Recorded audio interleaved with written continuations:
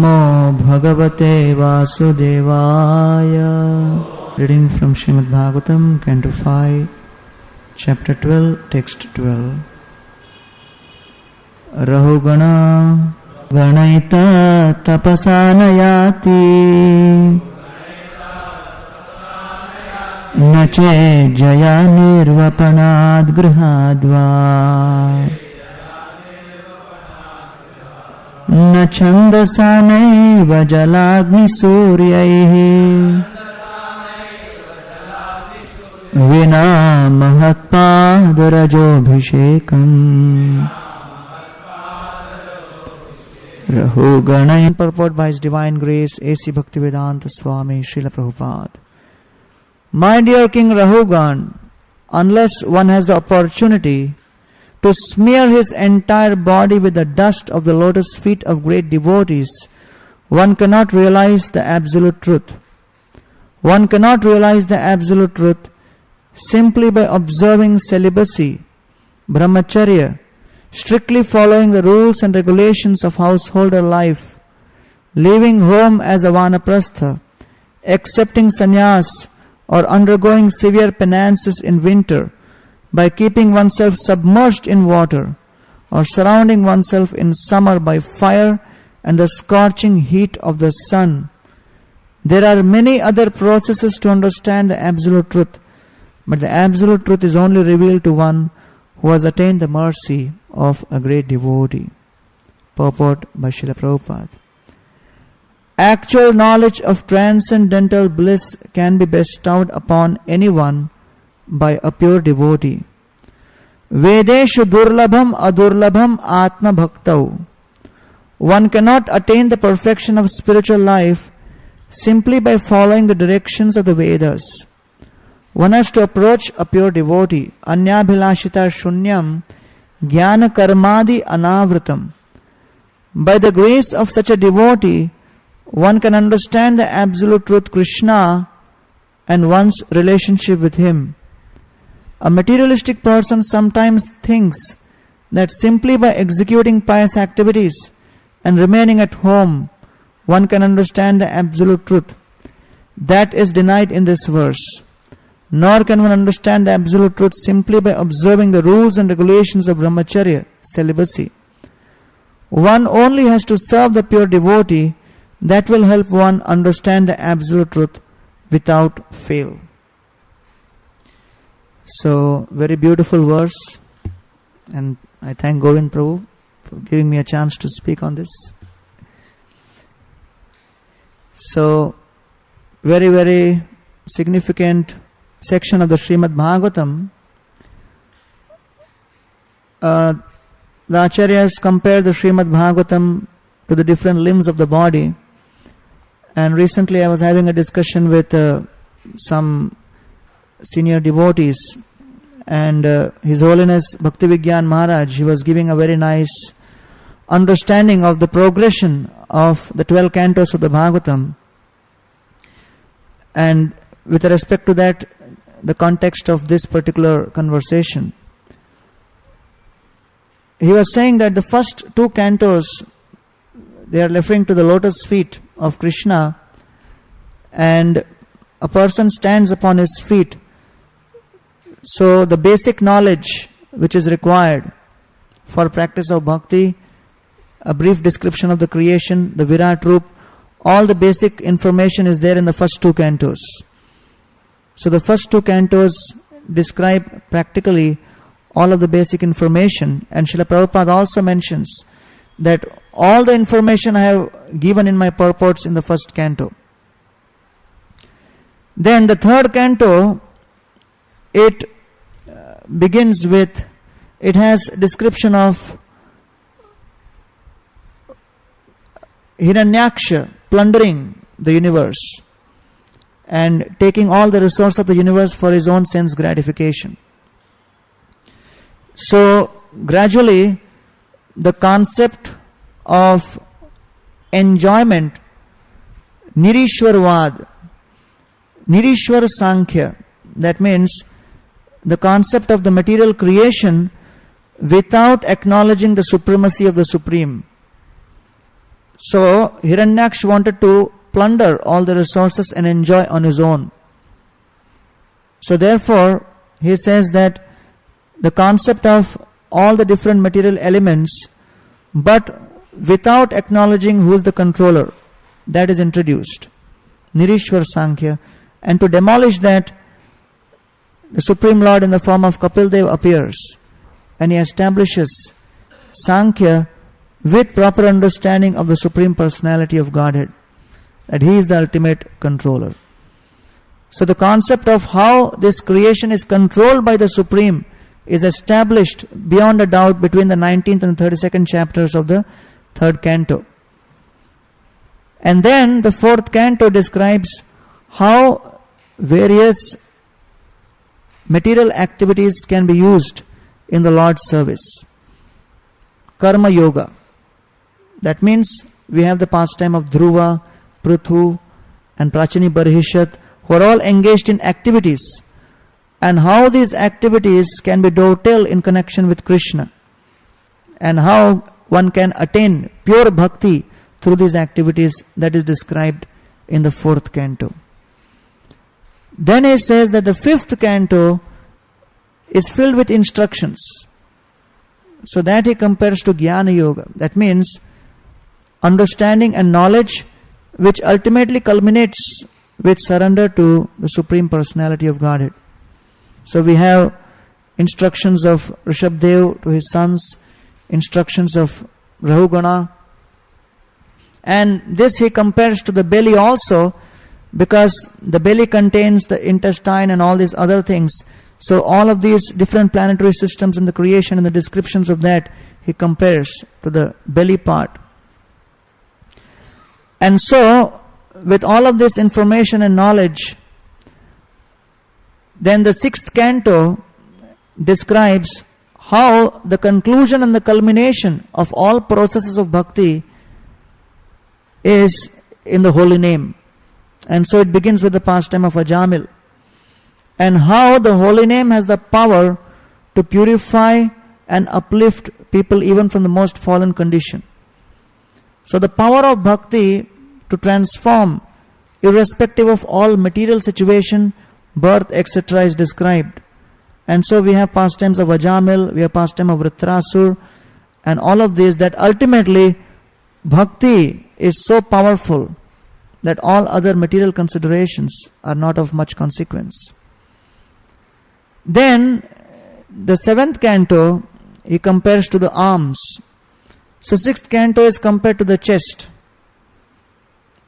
the heart, and the 7th canto is like the arms of the Lord. 7th and the 8th cantos.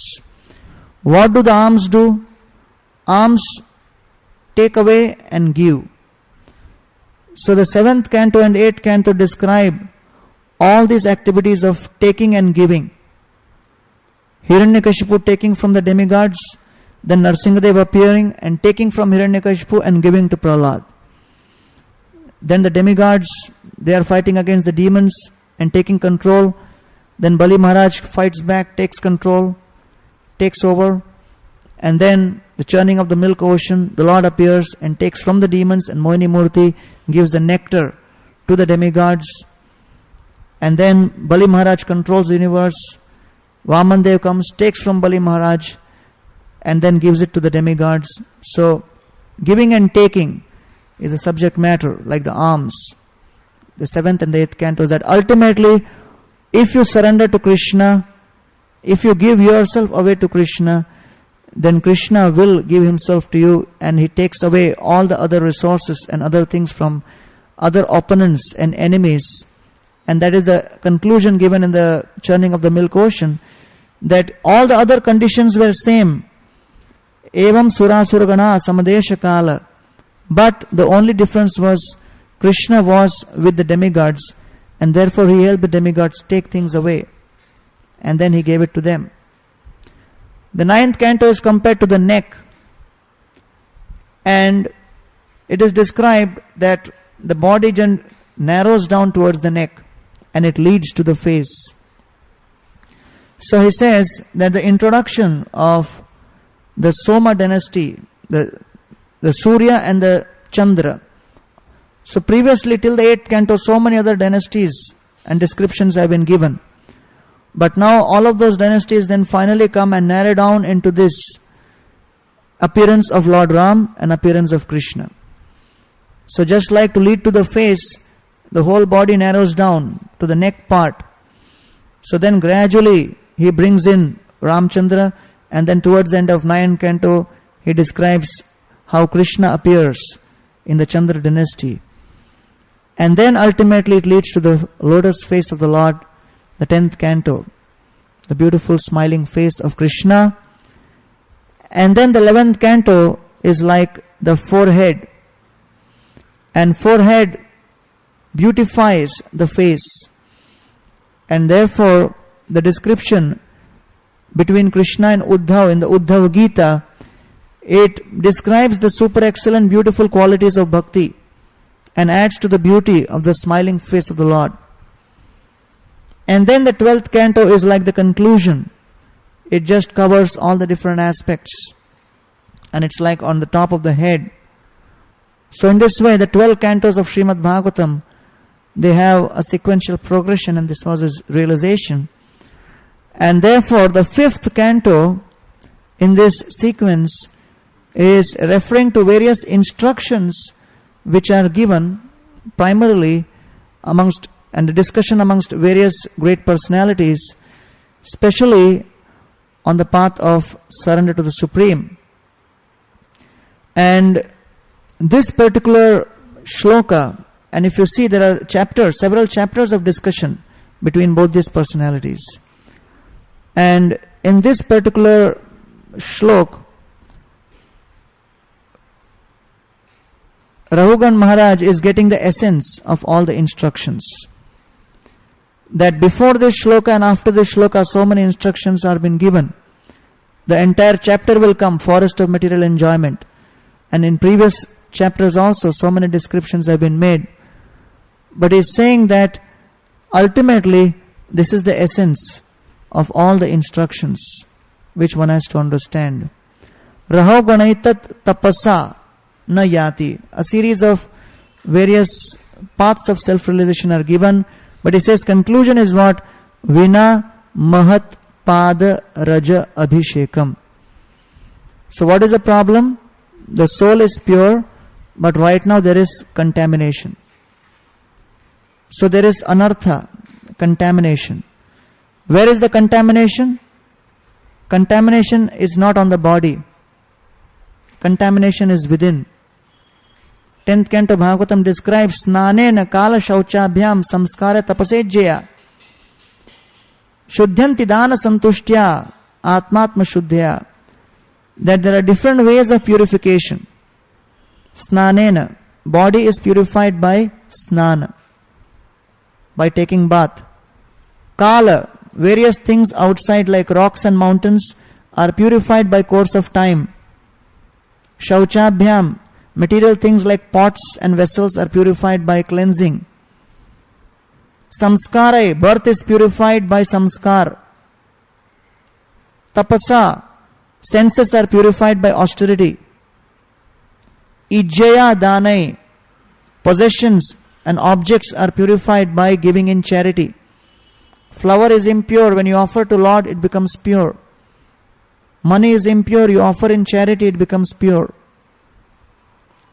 And Shuddhyanti dane santushtya, the mind is purified by satisfaction. And atma-vidyaya, the soul is purified by self-realization. So therefore, if we have to purify our consciousness, then the process is self-realization. It is something internal.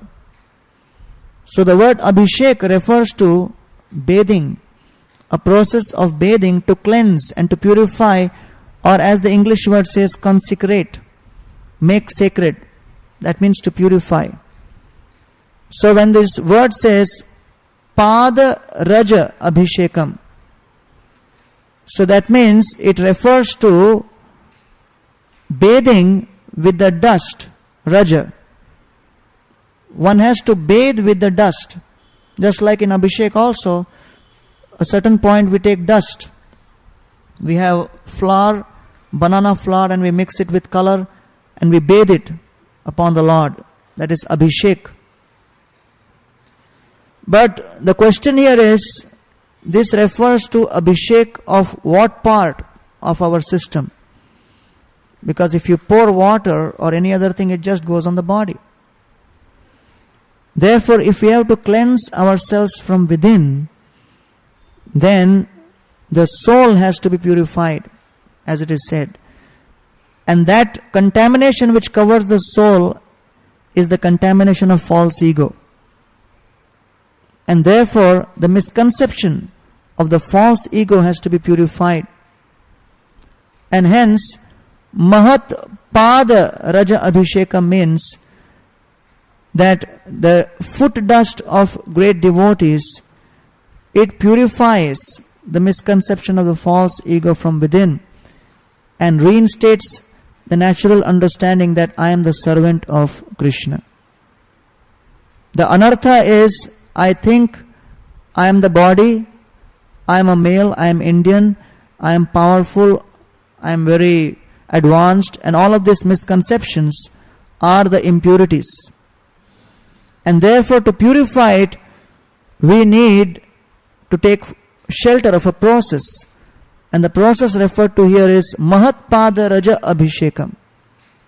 So you bathe in the foot dust of great devotees. So it cannot mean something literal. That means you can't, we say, give me dust of the feet, and we take the dust and, catch someone's feet. And one devotee, two devotees were doing like that, and one devotee put his foot and said, take as much as you want. But as soon as he says that, then you don't feel like taking. Because it was my desire to take, so that is what was the more attractive feature in this. So therefore, the whole concept of Mahatpada Raja means a process of purifying the false ego. It is an attack on the false ego. A process of dissolving the contamination of the false ego.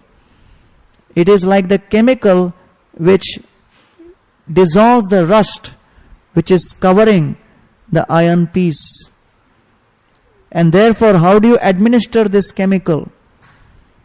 So therefore, in the 4th canto of Srimad Bhagvatam, Prithu Maharaj says, Sa uttama shloka mahat mukhachuto bhavat padamboja sudha kananila smritir punar vismrta tatvartmanam kuyoginam no vitirati alamvarai. So, this foot dust is actually first administered through the ears.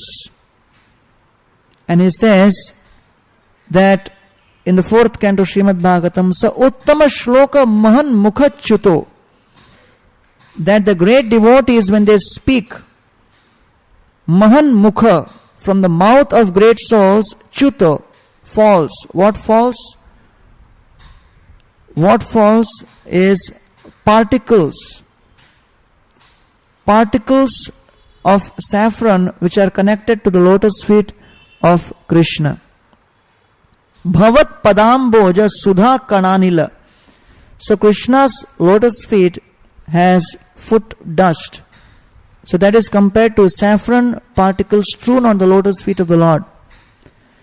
So great devotees, Mahatmas, are ones who are constantly in touch with Krishna's lotus feet. That means they are constantly serving Krishna. That means constantly their vision is, how can I use the things of this world in Krishna's service? Bhakti vilochanena. So right now when I see any object of this world, any opportunity, any circumstance, I think how I can be the center and how I can enjoy. But Mahatma means he is constantly thinking how Krishna can enjoy. So therefore he is in constant touch with Krishna's lotus feet. So bhavat padam boja sudha kananila. So because of serving Krishna's feet, he is carrying also that flavor within his heart. And when he speaks, the sound vibration carries that saffron dust particle.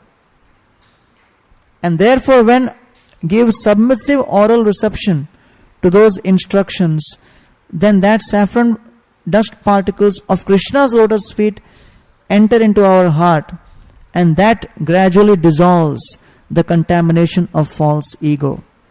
Tada rajastamo bhava kama lobhadayasche cheta eter anaviddam sthitam sattve prasidati. And therefore, through the process of hearing, one becomes purified. And therefore, if someone is not sufficiently purified enough to sit patiently and hear, then he may have to engage in other physical activities of service and has to engage in the close proximity of such great souls, so that by somehow coming in the aura of this great devotee, some passion and ignorance is destroyed and he becomes purified sufficiently so that he can hear. So the actual process of cleansing is the hearing, but one may be too impatient and too passionate to sit and hear, or too ignorant and not understand the value. So somehow, yena kena prakarena, somehow or the other, because of coming in contact with such devotee, either by agyata sukriti or by somehow serving, even not knowing the glory of that service, if he becomes attached to such a devotee, he becomes purified by that service. That gives him sufficient intelligence and capacity to sit and hear, and that process of hearing cleanses his heart completely. So Mahat Pada Rajobhishekam refers to service to the great souls, and just like in the case of Narad Muni, Uchishtalepan Anumodito Dvijo Sakrit Smabhunje. So initially he was just connected physically, and that physical proximity brought him in contact with Bhakti Vedantis. He didn't know their greatness, he didn't know their glory, but somehow in some way he was connected and attached. And gradually that connection purified him, and that gave him sufficient purity to hear, and that hearing process ultimately led him to perfection. And then that involved and increased his enthusiasm to serve further. And in this way, this Mahat Pada Rajobhishekam is the very powerful process of purification. So here he says, Raho Ganaitad Tapasa Nayati. So this is the most important principle of hearing submissively from great souls. And therefore, all these other processes are being discarded. So here, our Jada Bharat is telling to Rahugana, Rahugana, etat tapasa na yati. Etat refers to this knowledge. So etat, this knowledge of what?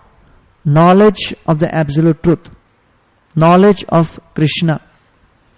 So generally in the material world, by getting connected to the mundane education system, you get knowledge.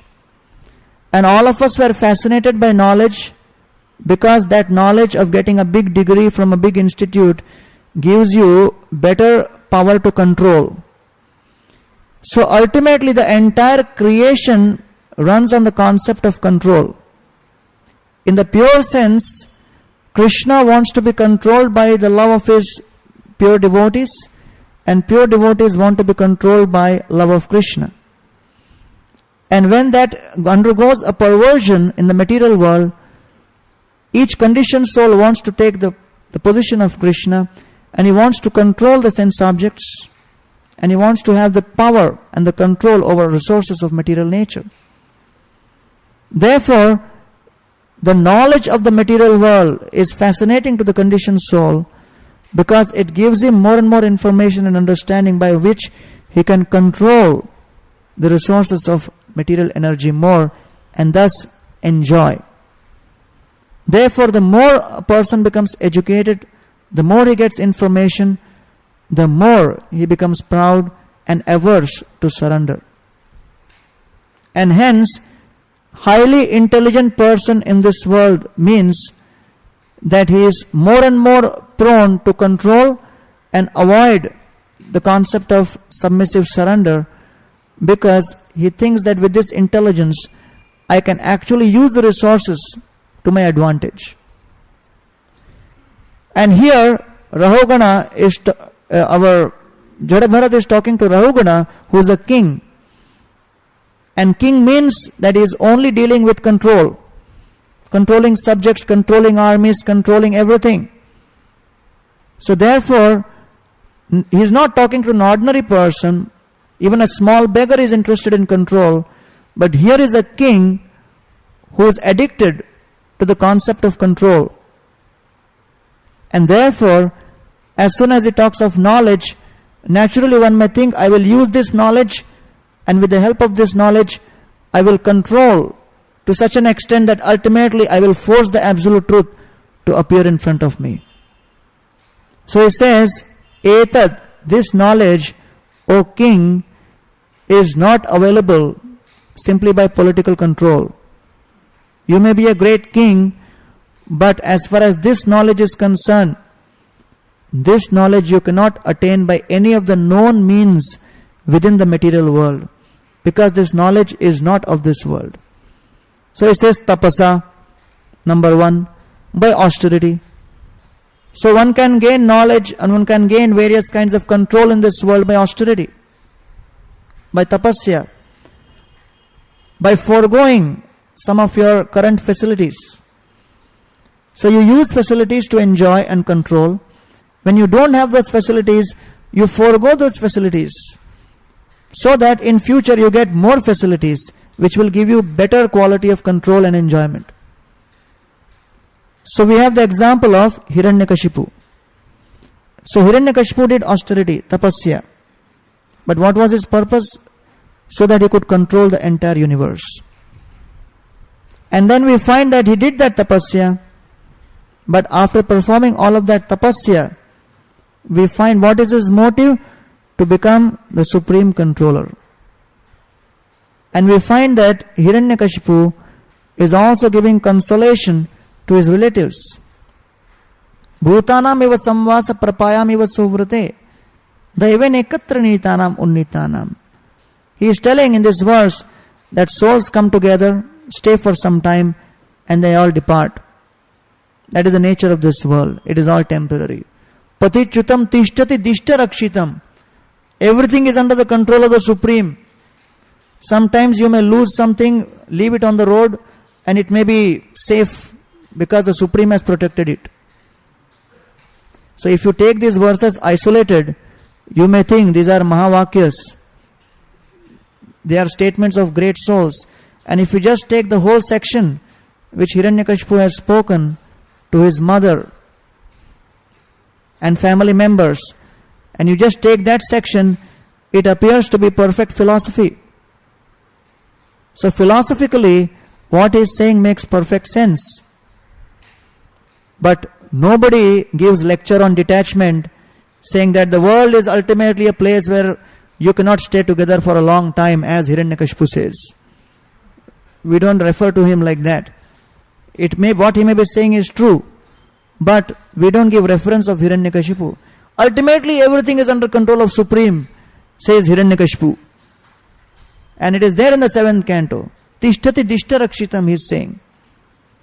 But these words of Hiranyakashipu are not taken seriously. Why? Because he didn't have the character. He did not have the behavior. He didn't actually follow the life, what he was speaking. So he was saying that everything is under control of Supreme, but as soon as he got the chance, he wanted to become Supreme. Therefore, through his tapasya, he didn't want to become a servant, he wanted to become master. And therefore, we can never give reference of Hiranyakashipu as far as these subject matters are concerned. And we rather refer to Prahlad Maharaj's teachings to his classmates, which also speaks about detachment, which also speaks about control of the Supreme. So therefore, more important than words is the behavior and the action and the character. And Hiranyakashipu never surrendered to anyone. He appeared to surrender to Brahmaji, but his motive was to gain control. Whereas Prahlad Maharaj, his son, surrendered to Narad Muni, heard submissively from him, even in the womb. And then Prahlad Maharaj is telling his father that Naisham matis tavat urukramangrim sprashati anartha apagamochayavat, that the anarthas which is there in the heart can only be destroyed by one process. My dear father, mahiyasam padarajobhishekam nishkinchananam navrinitayavat. Only when you accept the foot dust of the great devotees upon your body, then you can purify yourself. That means only when you surrender yourself to a great soul and follow his instructions and set aside your intelligence and rather use your intelligence in trying to understand those instructions and how to apply those instructions, then you can become purified. Therefore, Prahlad Maharaj is glorified. And although Hiranyakashipu performed tapasa, and Prahlad Maharaj in one sense did not perform any major tapasya, visible tapasya, but because he was surrendered and was following instructions of Narad Muni, he is great, and Lord Nrsimhadev appears in front of him. And when Lord Nrsimhadev appears in front of him, Prahlad Maharaj does not forget his eternal servitude to his spiritual master Narad Muni. And he says that evam janam nipatitam prabhavahi kupe kama bikam anuyap prapatam prasangat kritvatmasat surushina bhagavan grinita soham katham nu visrije tava bhritya sevam. My dear Lord Nrsimhadev, you have appeared in front of me, that is great. That is your causeless mercy. But because you have appeared doesn't mean that I have forgotten my relationship with that personality by whose grace you have appeared. Kritagya kono seveta duraradhya asadubhi. Bhakti is very easy for someone who is a grateful, kritagya. Whereas one who is ungrateful cannot appreciate bhakti. And therefore, the concept of control and ingratitude go together. Because one is concerned with one's own selfish interest, as soon as one's interests are satisfied, one forgets all previous relationships. But here Nrsimhadev has appeared, and Prahlad Maharaj is saying that Kritvatmasat Surushina Bhagavan Grihita Soham Katham Nu Visrije. How can I give up the lotus feet and the service of that great personality by whose mercy I actually have your darshan? So therefore, Prahlad Maharaj is glorified as a great soul because he understood the power of Mahat Pada Raja. And Hiranyakashipu just did tapasya, but nothing happened. He ultimately got killed by the Supreme Lord. Nacha ijjaya. Ijjaya means worship. And Purport says, performing arrangement for worshipping the deities and at home, just like a grihastha. So, performing the duties of a grihastha ashram perfectly. So, we have the example of Sudama. He performed his grihastha duties very nicely, keeping Krishna in the center. He was a Brahman. And also, he was very expert in all of these yagyas and everything. But Krishna, he could see there is a tinge of pride. Vishwanath Chakravarti Thakur explains. The tinge of pride was, he was thinking that I am so renounced. And I am performing all of these activities so perfectly. As a grihastha, that I am here and not dependent on anyone. I'm just following all these rules and regulations perfectly. So Krishna actually had this plan of purifying that tinge of impurity.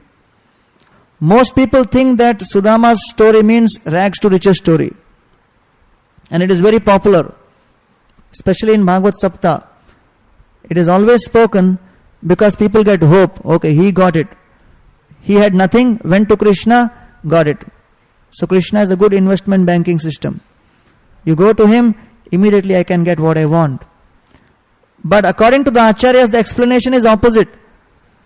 He was a renunciant who was very intelligent and had given up everything practically. And he was staying in the Grihastha ashram. But Krishna wanted to purify him. And the only way he could do that was by his personal example. So as soon as Sudama came to Dwarka, what Krishna did was, he washed his feet. Krishna washed his devotees' feet. And Krishna was showing by his own example. And Sudama, while going towards his home, he was thinking that, oh, what a great thing has happened. And he was thinking in terms of Krishna. He was just meditating upon Krishna, performing this great worship of an insignificant person like him. And in fact, when Krishna did all this worship and Rukmini Devi was offering chamar, Sudama started thinking, is there a case of mistaken identity? Was Krishna expecting some other Rishi, Muni or some other great soul, and somehow I came at that time and all this worship has started for me? And so Krishna understood that doubt, and so Krishna spoke about all that pastime they had spent together in Sandipani Muni ashram, pacifying him. No, I understood, you are that same Sudama. There is no mistaken identity. It is not wrong number. It is all in the right context only. And then, now Sudama is thinking that aho brahmanya devasya drishta brahmanyata maya yad daridramato lakshmi ashlishto bibratorasi. So as we see that it is only possible to put faith in a great soul, trust in a great soul, when we see certain characteristics. And Bhakti Tirth Maharaj explains in his teachings that there are at least 3 very important principles based upon which you can put faith or trust. So the first principle he says is character. Character. And character means to walk your talk. And so Sudama, although had so much of association of Krishna, now he is just thinking, aho brahmanya devasya drishta brahmanyata maya. I always heard that Krishna is always very dear to the Brahmanas, and he always takes care of the Brahmanas, and he has made so many statements in Shastras about glory of Brahmanas, how he reciprocates with Brahmanas. But drishta brahmanyata, I today have seen his respect for the Brahmanas. So when I appeared as a poor Brahman in front of Krishna, Krishna didn't say, Sudama who? I don't know. What Brahman? I don't know. Maybe someone else will take care. He himself engaged in my service. So he has shown by his example that yat daridramato, although I was so poor, ashlishto, he embraced me. So that has given me faith. Yes, this is a person of good character. And then one sees competence. Competence, that means how competent a person is.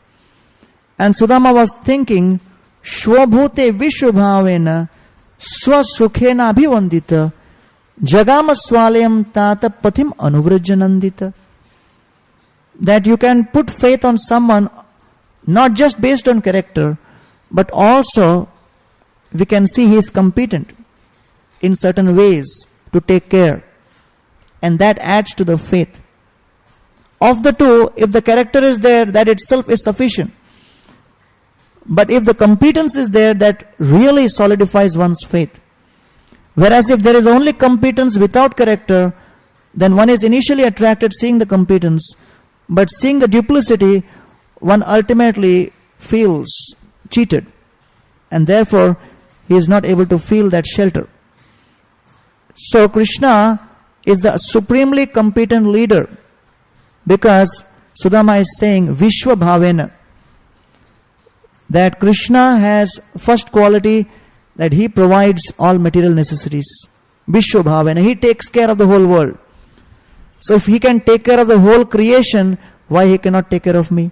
Vishwa Bhavena. So materially he is the most competent. And Swasukhena Nandita. So a person looks for 2 things. He looks for things and he looks for experience. So Krishna can supply everything, Vishwabhavena and Swasukhena, and he is experiencing the greatest bliss within. And therefore, if anyone can share that bliss, it is Krishna. So we are looking for security in terms of material comforts and experience of bliss within, and no one better than Krishna can offer that. So that really gives faith to Sudama. And here he says that Jagama swa alayam tata pathim anuvrijjanandita. And in this way, totally blissful, Sudama is going, having faith that yes, if I put faith on Krishna, I will be protected. And the third aspect is, he sees Krishna's compassion. That Krishna, although he saw me so poor, he went out of his way to provide all kinds of facilities for me. And I'm sure that Krishna will share his resources. And after he sees all of those beautiful palaces, he's convinced about Krishna's compassion. In fact, he says that because Krishna thought I'll become proud, he didn't give me these resources. That is his compassion. That was his first realization. Krishna, out of his causeless compassion, did not give me any material facilities because he knew I would become proud. And then he was also impressed with Krishna's intimacy. Shushrushaya paramaya pada samvahanadibhi pujito devadevena vipradevena devavat. That devadevena, the Lord of all Lords Krishna, with great love and devotion, he was offering me respect and worship. Paramaya pada shauchasanadibhi. He was washing my feet and sharing the charanamrit with all the other residents of the palace. That was the intimacy which Krishna was showing towards me. So therefore, when one has respect, humility and affection, then humility, respect and affection develops intimacy. And this ultimately seals the relationship.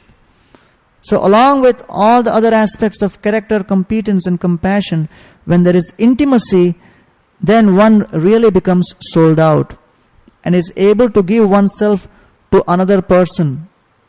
It is Krishna or Krishna's representative. And this is the basic principle of trust and surrender. And only when there is trust, one can surrender oneself fully. And only when one surrenders, one hears submissively without rejecting, twisting or being envious of the message. And therefore we find that Sudama was totally overwhelmed. And thus when he saw finally what Krishna has done for him, he was meditating upon this beautiful reciprocation of Krishna.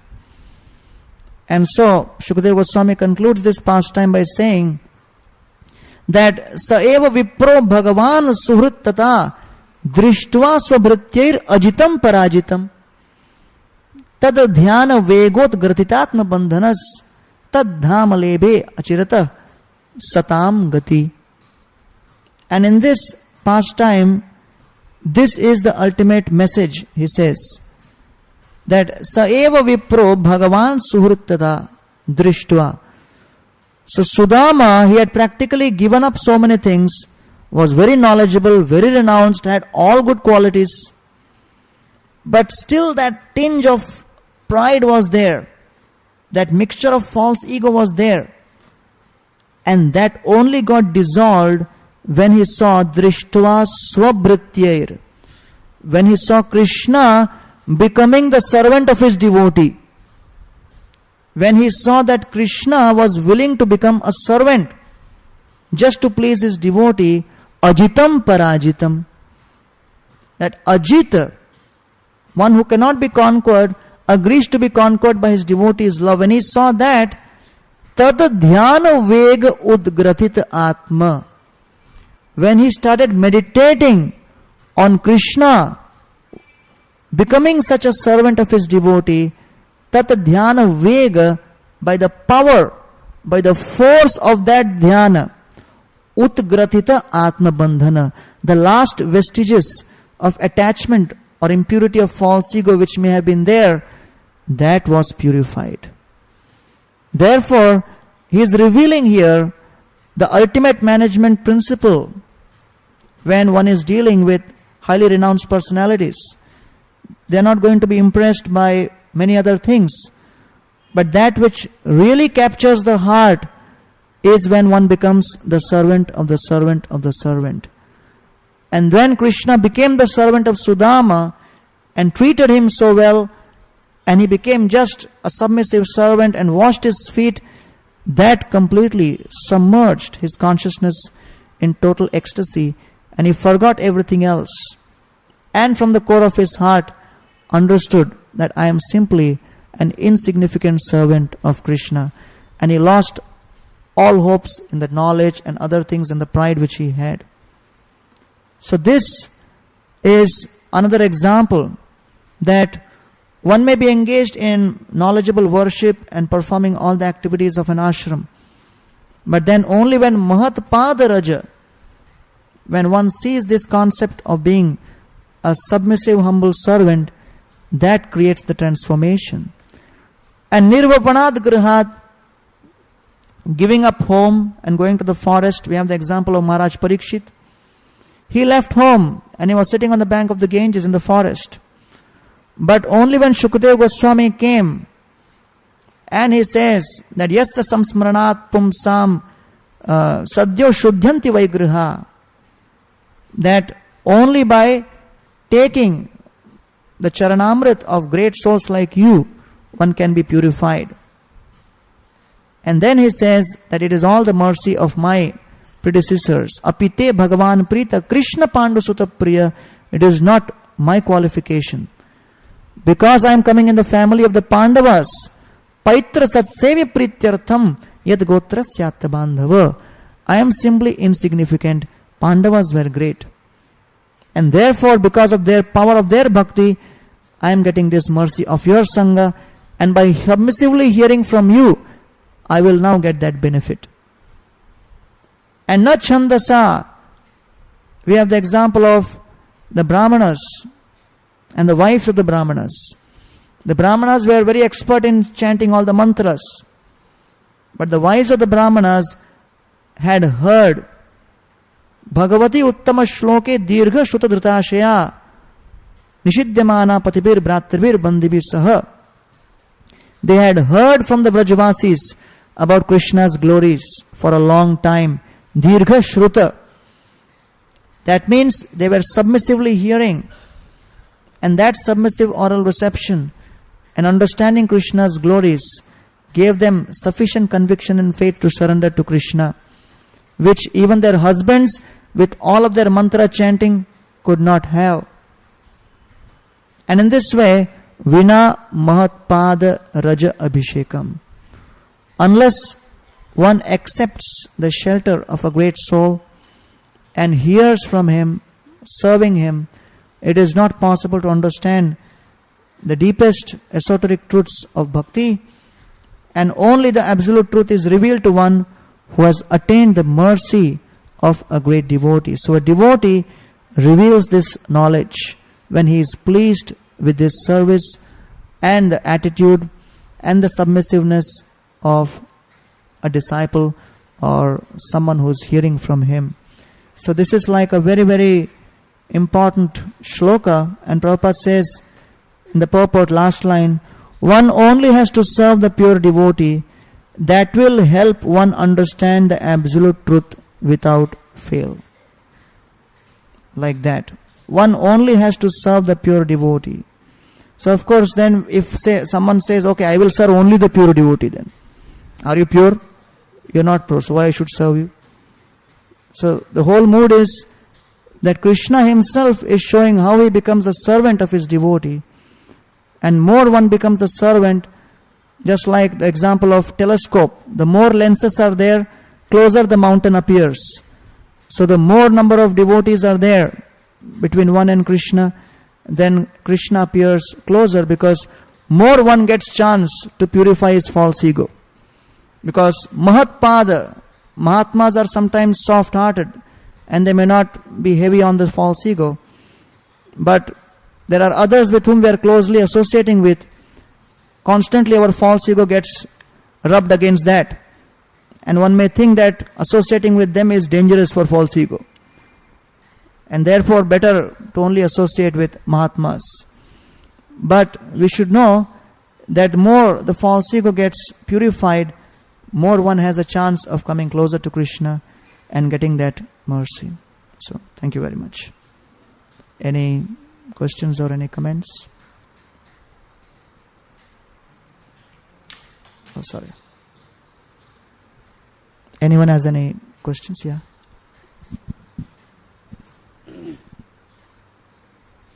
Hare Krishna. Thank you, Prabhu, for a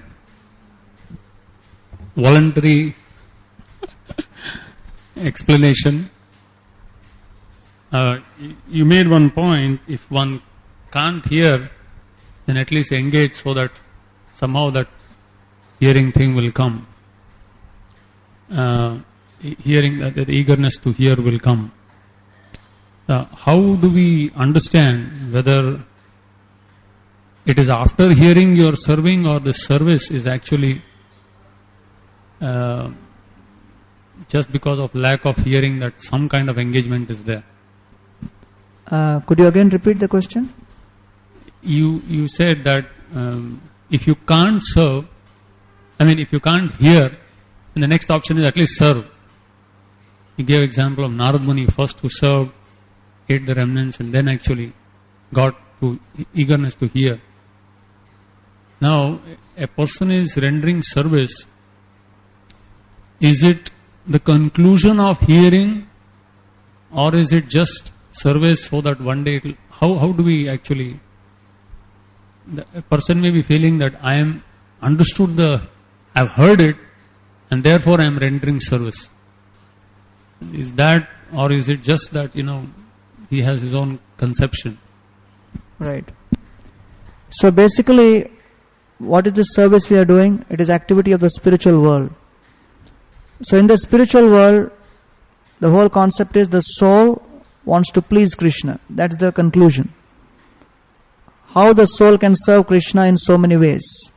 Different ways. The gopis are serving, peacocks are serving, every grass particle is serving Krishna.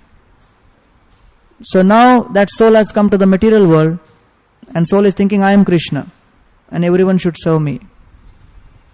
So now he has to go from this point to the point of serving Krishna.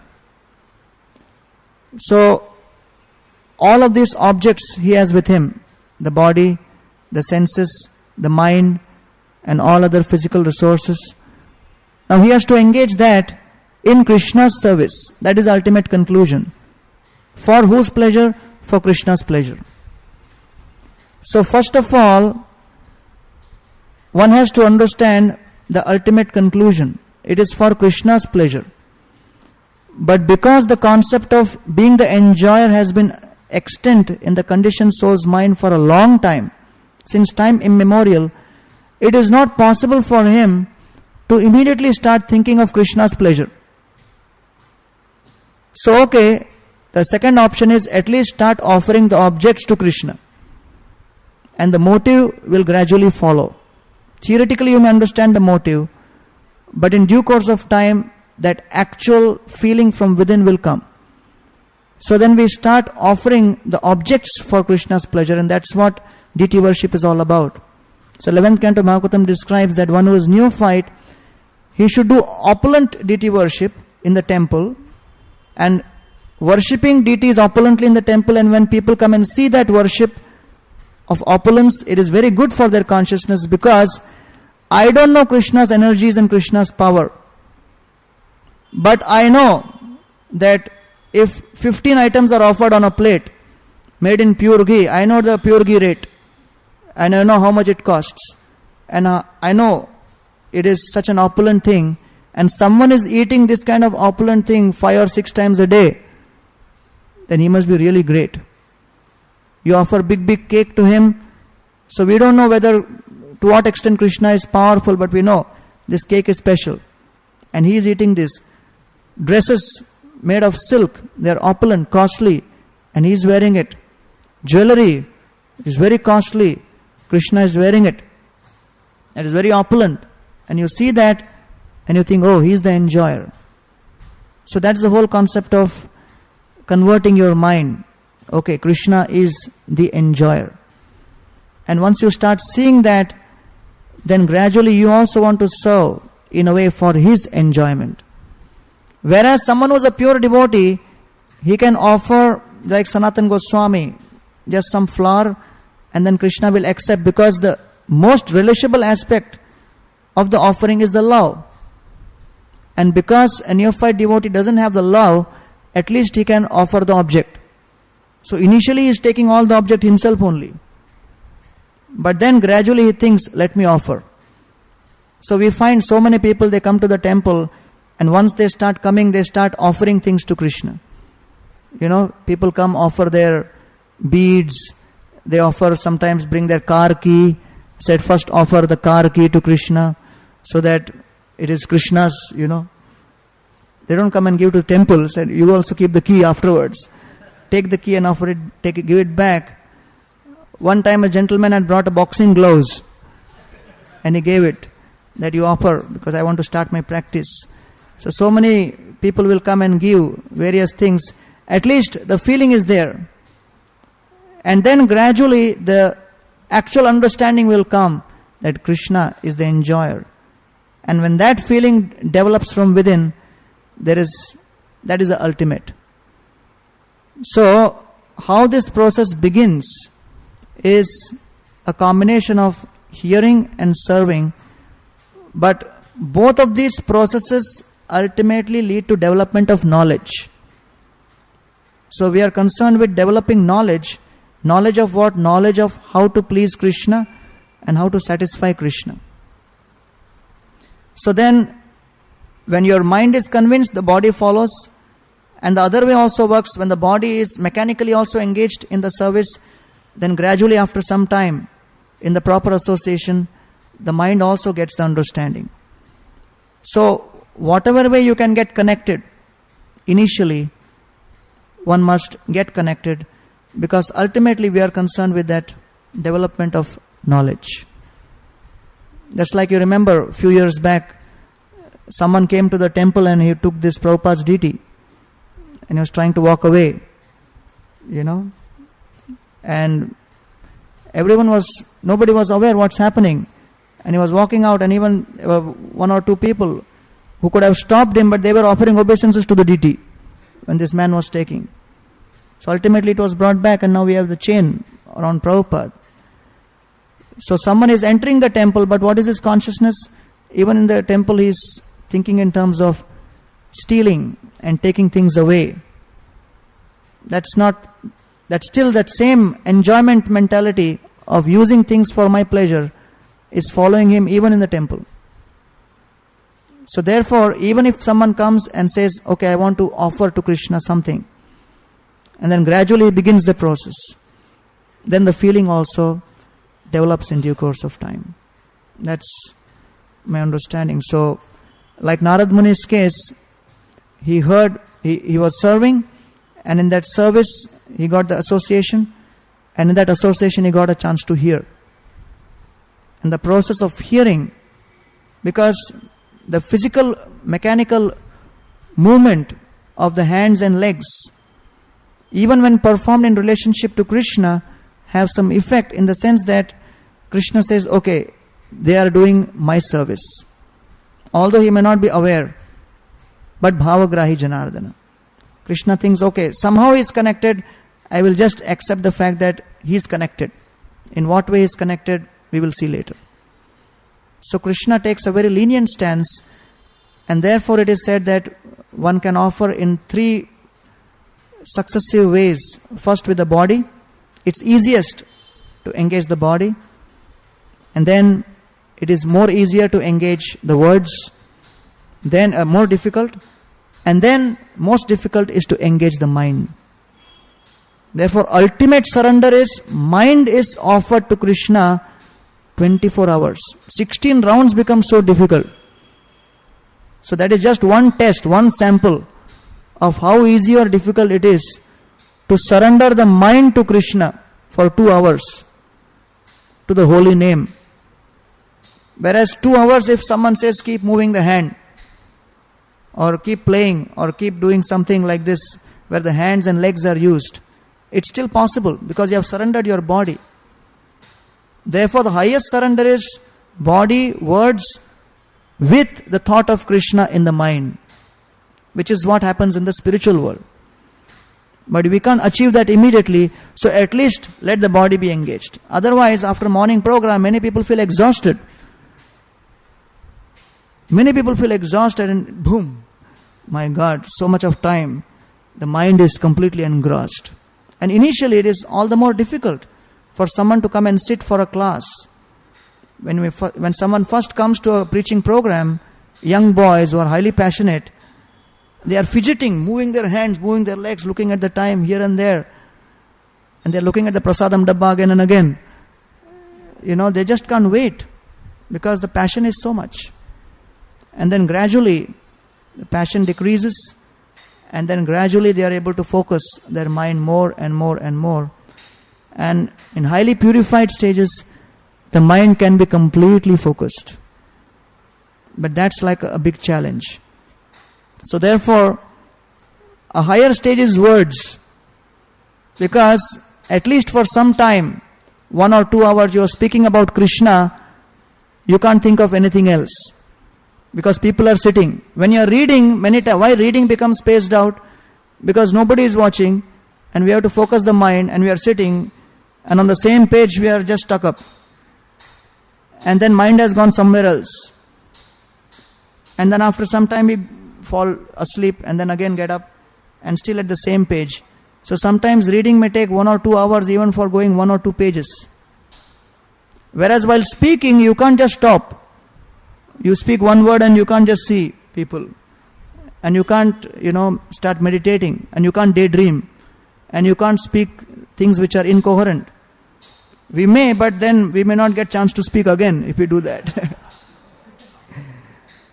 Therefore, a good way of absorbing the mind is speaking about Krishna, because it forces you to meditate on Krishna Katha for few minutes or few hours every day. Therefore, Prabhupada says in the first canto, hearing and explaining is more important than reading. Because many times in reading, eyes are just going through and pages are turning. And we say, 1 chapter over. Next chapter over. But the absorption is sometimes not there. Whereas while speaking, and also speaking, you should know that after many years of preaching, even that may become sometime mechanical. That you can do parallel processing. You are speaking something and also, so that also we have to make sure that we are not becoming complacent. But the whole challenge is to focus the mind. That is the most difficult surrender. How the mind can be absorbed. And that continuous struggle every day keeps the process of sadhana bhakti exciting. Otherwise, once that effort and that struggle is gone, the activities of bhakti are pretty simple and they are pretty repetitive. Nothing new or nothing exciting is going to come up. Things are going to remain same. Therefore, the word enchant means attract. Enchant means overpower. Enchant means captivate. Right? But when we chant, we don't feel any of those things. So the whole idea is we have to go deeper within and try to understand this process and struggle with our agitated, horrible mind, which has been conditioned for so many lifetimes, and force it to focus on all these devotional activities. That is the biggest challenge. Otherwise, the whole process of bhakti becomes very mechanical and boring. And because the intelligence is used to getting newer and newer tastes, then therefore one becomes bored and one doesn't feel this process of bhakti challenging enough. So real challenge is how to keep the mind on the devotional activities, which is very, very difficult thing. Okay? Just one comment regarding Yeah. engaging in speaking. Yes. Just came to my mind. I was reading Vasudeva Katha Prashnaha Purusham Strim Punatihi Vaktaram prichakam strotam tat pada salilam yatha. That Vasudeva Katha Prashna, when question is asked, somebody answers and people hear. It says 3 kinds of people are purified. Vaktaram, the one who is speaking, and one who has asked, and then Shrotam. And Vishwanath Chakravarti Thakur says, the purification is in that order. So Vaktaram means he must have prepared at least from beginning, and then he's speaking, he can't sleep. And at least a person who has asked has to be awake to hear. And Shrota, they have an option, they can space out. Thank you very much. Thank you very much. Srila Prabhupada ki, Jai Gopimanande.